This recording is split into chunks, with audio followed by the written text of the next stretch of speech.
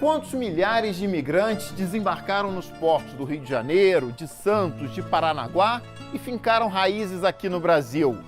Quantas famílias chegaram até aqui? Aventureiros que sonhavam com a terra prometida, europeus que acreditavam que iam voltar ricos para sua cidade natal.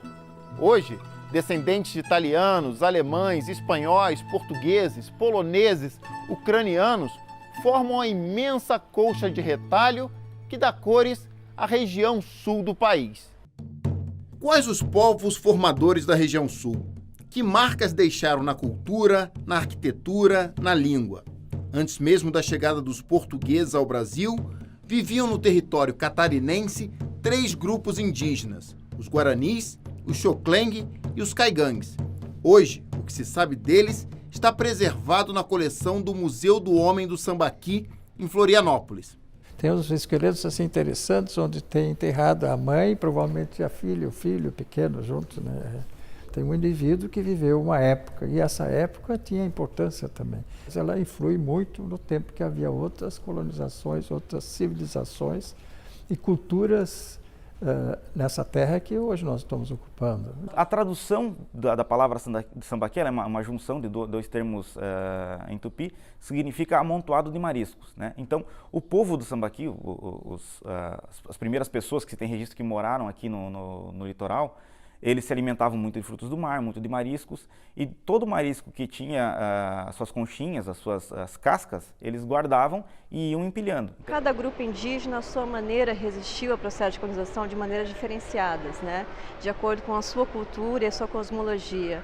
Como o Caingangue e até mesmo o Xoclen, os grupos Xoclen, eles tinham mais dentro da sua cultura, um caráter mais aguerrido. Os Caingangue estão espalhados não só no Paraná, mas no estado de São Paulo, Santa Catarina, Rio Grande do Sul, né? Então, eles costumam dizer que onde há floresta de araucária, existe população Caingangue. A região sul do Brasil, chamado o Brasil Meridional, foi descuidada pela colonização portuguesa, que começa em 1500. Faltava braço e poder humano para ocupar esta grande área que lhe competiu pelo Tratado de Tordesilhas, em 1494. Com isso, o sul passou a ser ocupado por espanhóis. Nessa casa, na freguesia de Ribeirão da Ilha, em Florianópolis, encontramos respostas e vestígios sobre os primeiros sinais de colonização europeia no sul. Seu Nereu guarda um baú que trouxe a bagagem dos açorianos que por aqui chegaram no século XVIII. Em 1748, essa cidade, ou a cidade hoje de Florianópolis, não chegava a 300 habitantes. Aí esse governador que veio para cá, Silva Paz, escreveu à coroa o que iria fazer se ele não tinha nem gente para governar, quanto mais para dispor de mão de obra para montar, construir os prédios da organização da vila, né? E com isso pedia e aconselhou que podia recrutar nos Açores. Cabe, é claro, uma explicação geográfica. O arquipélago dos Açores, composto por 9 ilhas, fica no Oceano Atlântico. É uma região autônoma de Portugal e está a 780 milhas náuticas de Lisboa. Chega entre 1748 a 1756, em torno de 6 mil açorianos, que não ocupam só a ilha de Santa Catarina, eles ocupam praticamente todo o litoral catarinense, pequena parte do litoral paranaense e também o litoral gaúcho, né? Então se estabelecem aqui e deixam marcas, pegadas profundas, né? Na arquitetura, na maneira de falar, nas rendas de birro, enfim, praticamente a supremacia da cultura se estabelece aqui, muito mais que a africana, que já existia aqui, e também a indígena, que depois praticamente é extinta, né? Em Florianópolis, 3 freguesias, Ribeirão da Ilha, Santo Antônio de Lisboa e Lagoa da Conceição, foram fundadas por açorianos e guardam traços da arquitetura colonial portuguesa. A paisagem, as sacadas, os beirados, o azulejo na parede. Para preservar a beleza desses centros históricos, o IPHAN, Instituto do Patrimônio Histórico e Artístico Nacional, fez em 2016 o tombamento das freguesias luso-brasileiras. Fausto, da 9ª geração açoriana da ilha, é dono de uma casa de 1860. No tempo que eu nasci, em 1950, dessas casas aqui existiam 12. Hoje não tem meia dúzia, porque o pessoal na época, com o pessoal do sul que vieram para cá, comprando os terrenos, fazendo condomínio, fazendo loteamentos, foram derrubando essas prendas como vocês estão vendo aqui. A nossa família resistiu. Não foi porque o governo pediu, mas foi uma coisa de coração. Se nem todos os casarões resistiram, a tradição religiosa dos portugueses continua na freguesia. A festa do Divino Espírito Santo em setembro, um momento de devoção e fé, remonta à Idade Média. A festa do Divino, ela é assim uma das tradições de cunho religioso, mas também de cultural mais importante da cultura açoriana, né? É celebrada em todas as instâncias portuguesas pelo mundo afora e aqui na ilha não é diferente. Vocês vão ver a coroação de Nossa Senhora, vocês vão ver o cortejo da Casa do Império para a igreja, que é lindo, é bonito. Isso até nos emociona quando a gente começa a falar.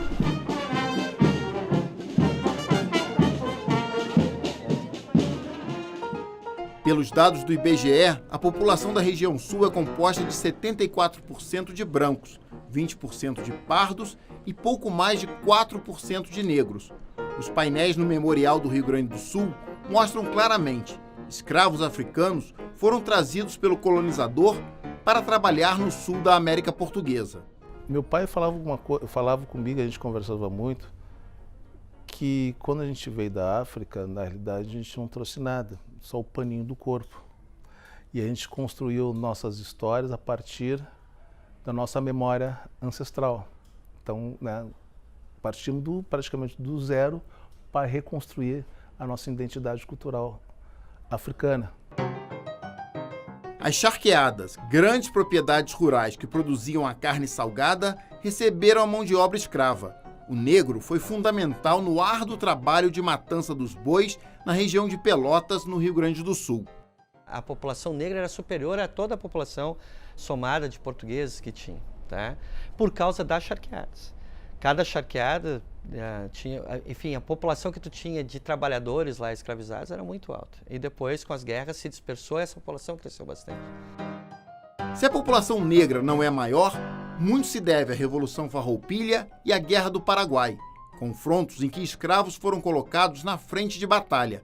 Ainda assim, pelo censo de 1872, existiam 67 mil negros escravizados no Rio Grande do Sul. Se tinha essa preocupação de que, aumentando a liberdade de populações negras, essa situação poderia gerar internamente uma revolta e que poderia vir a derrubar, no caso, aqui no Brasil, a monarquia ou situações regionais. Então, as guerras aqui no Sul, elas serviram também para uma dizimação da população negra. Há um povo que é fruto da miscigenação do índio, do branco e do negro. Os caiçaras estão no litoral do Paraná. Que é a mistura do português com o índio, né? Que é um agricultor pescador, né? E a gente considera o povo mais antigo do Brasil. São os caiçaras que mantêm viva a tradição do fandango, especialmente na Ilha dos Valadares, em Paranaguá. Um ritmo musical que tem uma dança pertencente a ele, né? Que se dança com tamancos de madeira, bailados e batidos, né? Mas ele é também um movimento de pessoas, né? Ele é paga de mutirão. Então se fazia um mutirão para roçada, colheita, tirada de canoa. Depois a paga desse trabalho era feito um mutirão com fandango, né? Então se fazia aquele fandango para pagar todo aquele trabalho do dia. Ali se sociabilizava, né? Se namorava, se arranjava os casais da comunidade, né?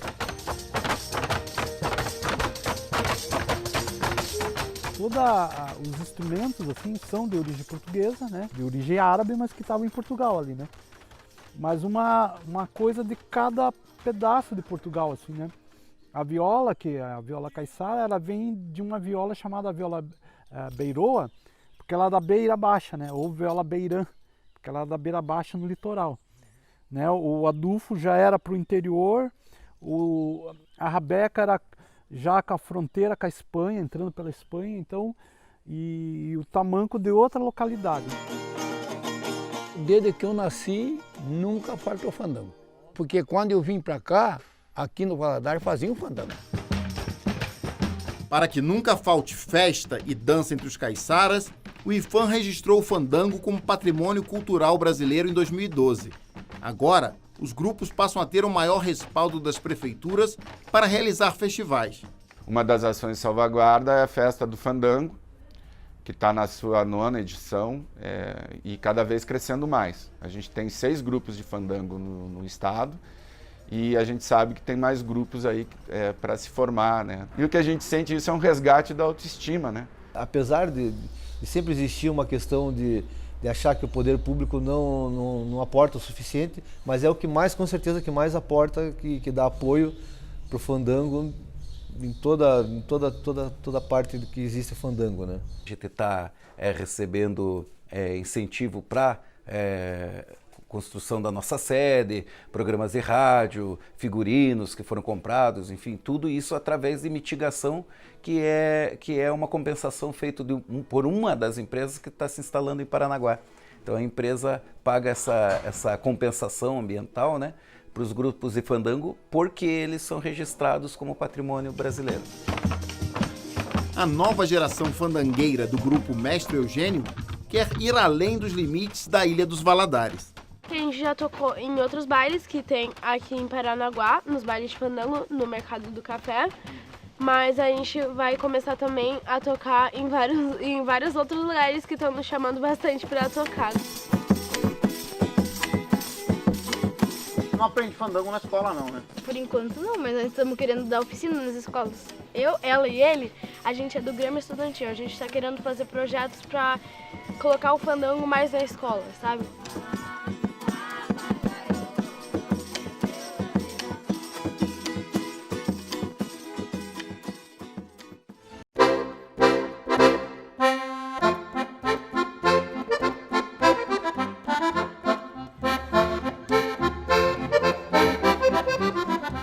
Dia de festa no município de Morro Redondo, no Rio Grande do Sul.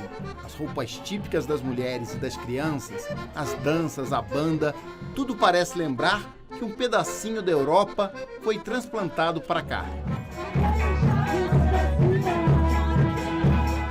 É uma cidade simples, mas muito acolhedora. Ela fica próximo de Pelotas e é uma cidadezinha pequena, de 6.000 e poucos habitantes. E aqui no Morro Redondo, a maior parte da população são de descendentes de germânicos, pomeranos e alemães. Então, uma das representações que ainda acontecem aqui no município é essa serenata de Páscoa, que acontece de sábado para domingo. Stipa, stipa! Osterra!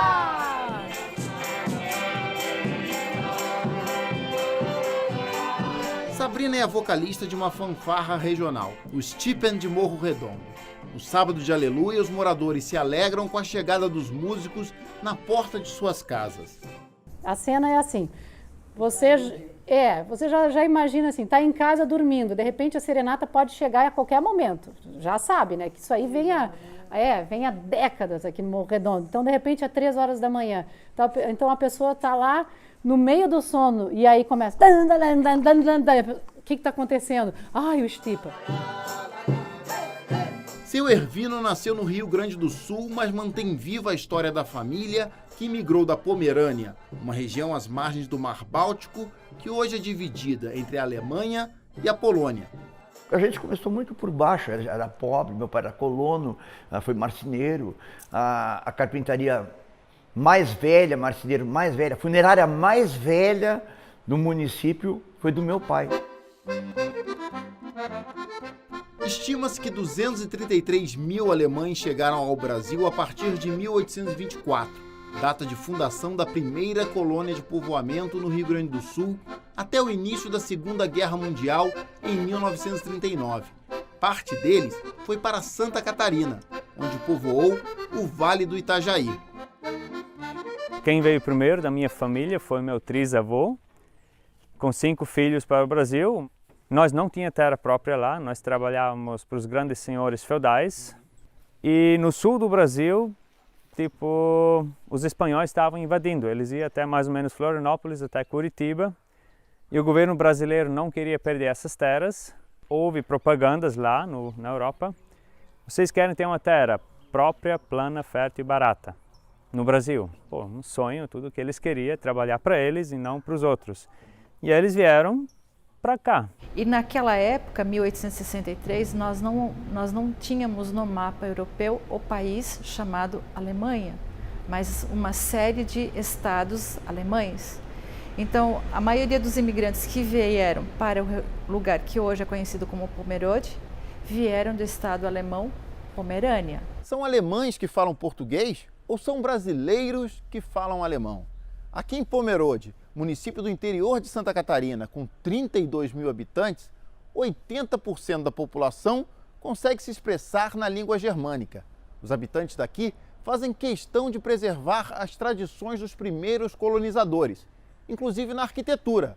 Várias casas são construídas no estilo Eixamel, com tijolos aparentes, telhado triangular, sótão e muita madeira para sustentar tudo isso.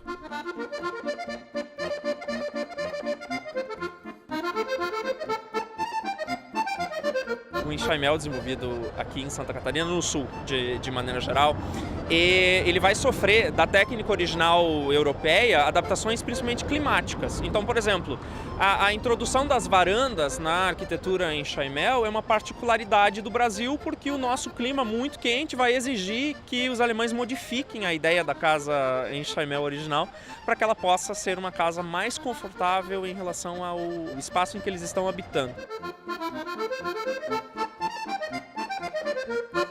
A nossa língua em casa oficial sim é o alemão da Alemanha, de Munique, de Berlim mesmo, que a gente fala. E que também é ensinado nas escolas, o bilíngue, né? Meus filhos vão 2 vezes por semana na escola bilíngue. E eu só aprendi a falar português aos 7 anos, por isso que ainda meu português é mais com sotaque assim, né? Mas eu acho que dá para entender. Mateus, como é? Klein Bandonio spielen? Von auf Veranda. E ainda nós falamos o pomerano, a nossa língua mãe, a nossa língua materna. De manhã a gente aprende tudo em alemão, todas as matérias em alemão. Aí de tarde a gente estuda normal aí. Aí todas as mesmas matérias em português, é isso? Sim.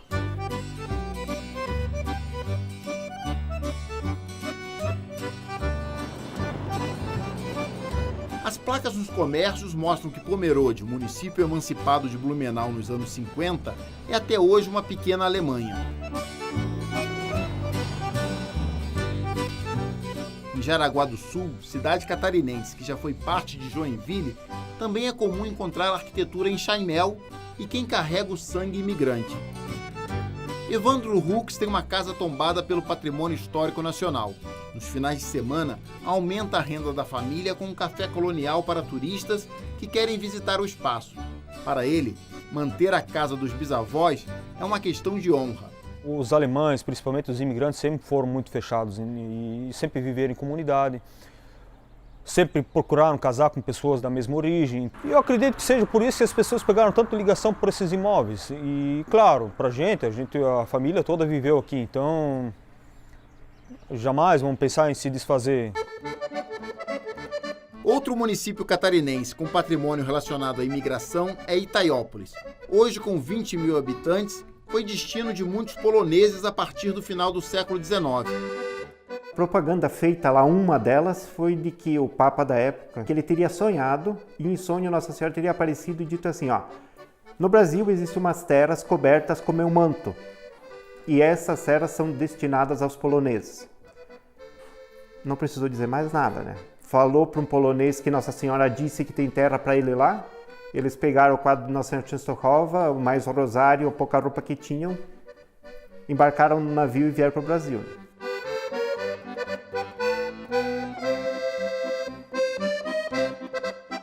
O governo brasileiro fez uma propaganda para povoar todas essas terras aqui, então ele dava terras. Como eles não tinham terras, eles vinham com vontade de ter terras, trabalhar e coisas. Só que quando chegaram aqui não tinha nada. Eu sempre falo, se tivesse que comprar sal, ou que tinha que ir para a cidade de Rio Negro, a cavalo, a pé, Então é muito sofrimento que eles tiveram aqui. Então hoje a gente tem que preservar essa memória.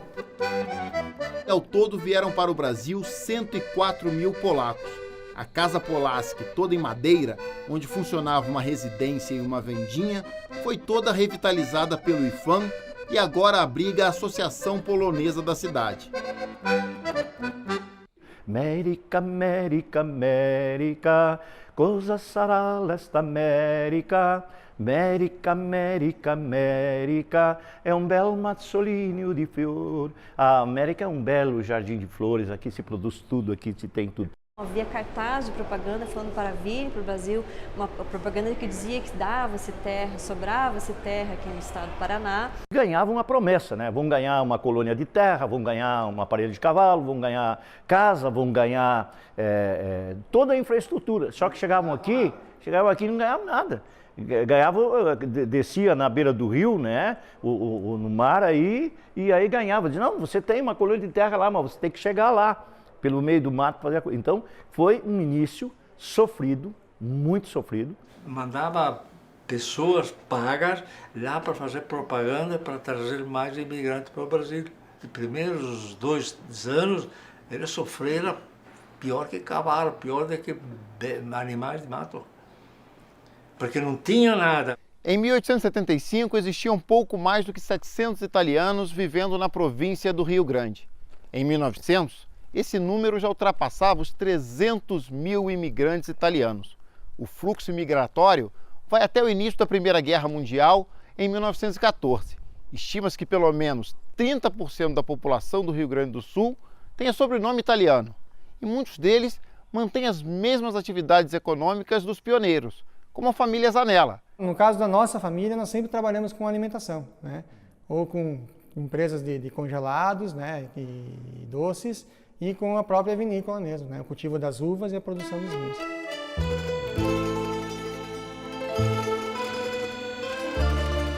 A vinícola fica na área rural de Antônio Prado, município gaúcho de 13 mil habitantes, que é considerada a cidade mais italiana do Brasil.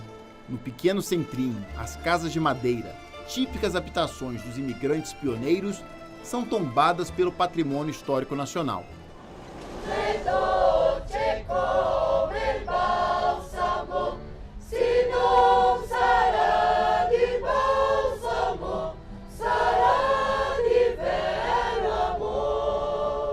Nossa cidade, ela é mais de 80%, né, se fala italiano, é descendentes, né, são imigrantes. E o Coral Voz do Prado, ele já existe há mais de 30 anos, e um dos objetivos deles é exatamente isso, é manter vivas as nossas tradições. Ensinar para os nossos filhos, para os nossos netos, as canções que nos foi ensinado pelos nossos nomes.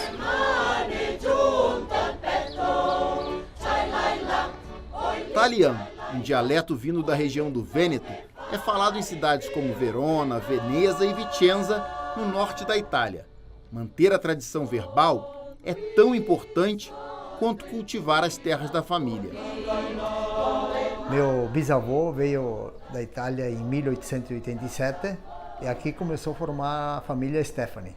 132 anos que nós temos ainda as terras cultivadas por nós mesmos, pela família, ainda se cultiva as mesmas terras.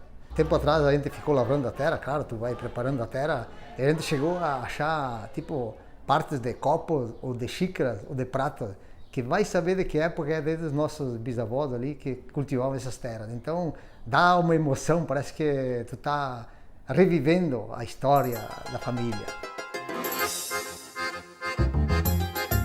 No Paraná, a imigração italiana também foi muito significativa. Há 100 anos, Colombo tinha mais de 400 imigrantes da velha bota.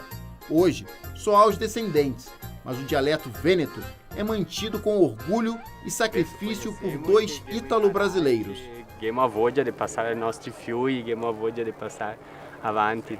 Sim, mas é para via de tutti quanti, de qua da Coiônia, que nós estamos desenvolvendo um projeto em parceria com as associações e o próprio museu, oferecendo oficinas, oferecendo alguns eventos em que o italiano também é trazido para a realidade dessas crianças, né? Que tem os seus nonos, tem os seus pais que ainda têm uma compreensão grande, mas que numa faixa etária aí de pelo menos os abaixo de 20 anos são poucos os que falam.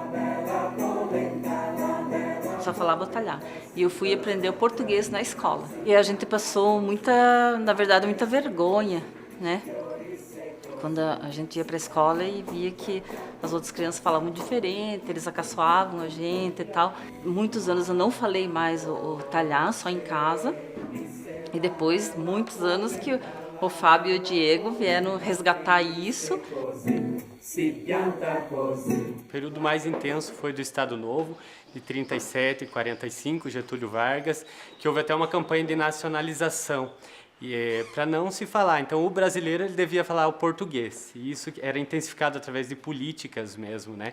Em jornais, né? Dizendo que se devia falar. Então, muitas pessoas até chegaram a passar noites em porões, ser presas, armazéns serem fechados, porque ali se falava o italiano. Si taglia così, si mangia così, si gusta così, felice così.